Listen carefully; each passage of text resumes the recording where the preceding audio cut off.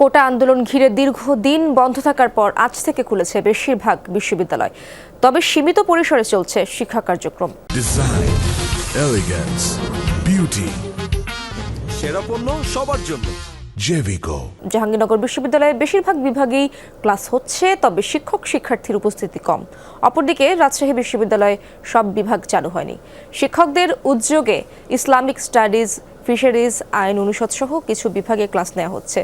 যোগ দেননি সব শিক্ষক শিক্ষার্থীরা। চট্টগ্রাম বিশ্ববিদ্যালয় খুললেও শুরু হয়নি শিক্ষা কার্যক্রম, আর খুলনা বিশ্ববিদ্যালয় খুললেও ক্লাস শুরু হবে 25 আগস্ট থেকে।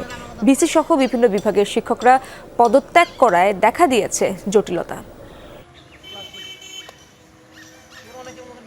দীর্ঘদিন আন্দোলন সংগ্রাম আমরা করেছি, সংগ্রাম করার পরে আজকে আমরা ক্লাসে ফিরতে পেরেছি। আমাদের খুবই ভালো লাগছে। আশা করছি যে এই সংগ্রামের মাধ্যমে আমরা দেশকে দ্বিতীয়বার স্বাধীন করতে পেরেছি, সেই স্বাধীনতার শক্তিকে কাজে লাগিয়ে আমি নিজের জীবনকে উন্নত করতে পারবো। রিলেশনটা ইজ ভেরি হাই, অতএব ওদের কোনো সমস্যা থাকবে বা হবে এটা একজন শিক্ষক হিসেবে আমাদের কাম্য না।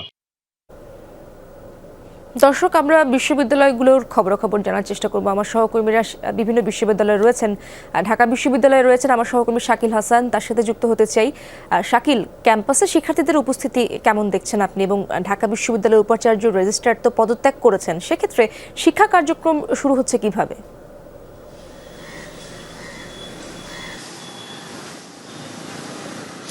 ইশরাত, এটি একটি বড় সংকট ঢাকা বিশ্ববিদ্যালয়ের জন্য। সাম্প্রতিককালে এরকম সংকটের মুখে ঢাকা বিশ্ববিদ্যালয় আর পড়েনি। আপনি জানেন যে বৈষম্য বিরোধী ছাত্র আন্দোলনের যে সময়ের পরিক্রমা, 15 তারিখ ছাত্রলীগ সাধারণ শিক্ষার্থীদের উপর হামলার পর থেকে কিন্তু বিশ্ববিদ্যালয়ের সংকট শুরু হয়, এবং এই পরিপ্রেক্ষিতে বিশ্ববিদ্যালয় প্রশাসন কিন্তু বিশ্ববিদ্যালয়কে বন্ধ ঘোষণা করে এবং হলগুলো ভ্যাকেন্ট করে দেয়।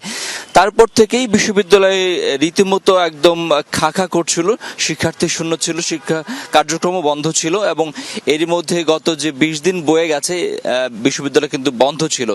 এরই মধ্যে বিশ্ববিদ্যালয়ের উপাচার্য সহ অসংখ্য কর্মকর্তারা এবং বিশ্ববিদ্যালয়ের শিক্ষক যারা বিভিন্ন পদে ছিলেন তারা কিন্তু পদত্যাগ করেছেন। এখন পর্যন্ত নতুন কোনো উপাচার্যকে নিয়োগ দেওয়া হয়নি। এরই মধ্যেই বিশ্ববিদ্যালয় প্রশাসন বিশ্ববিদ্যালয় কার্যক্রম শুরুর ঘোষণা দিলেও আজকে থেকে কিন্তু এখন পর্যন্ত আমি কিন্তু কোনো শিক্ষার্থীকে আসলে দেখতে পাচ্ছি না। আমি কলা ভবনের সামনে রয়েছি, এখানে সামাজিক বিজ্ঞান অনুষদ সামনে, কলা অনুষদ আমার পেছনে রয়েছে। এই সময়টাতে অর্থাৎ সকাল 10টা, এখন কিন্তু বিশ্ববিদ্যালয়ের ক্যাম্পাস এবং কলা ভবনের সামনে, অপরাজয় বাংলার সামনে কিন্তু শিক্ষার্থীদের আনাগোনা থাকার কথা এবং শিক্ষা কার্যক্রম শুরু হওয়ার কথা, কিন্তু সেই কোনো লক্ষণ কিন্তু এখন পর্যন্ত আমরা দেখতে পাচ্ছি না।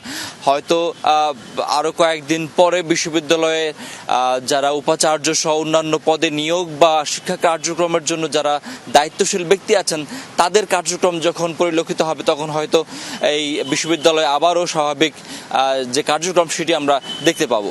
ঈশ্বর। শাকিল, ধন্যবাদ আপনাকে।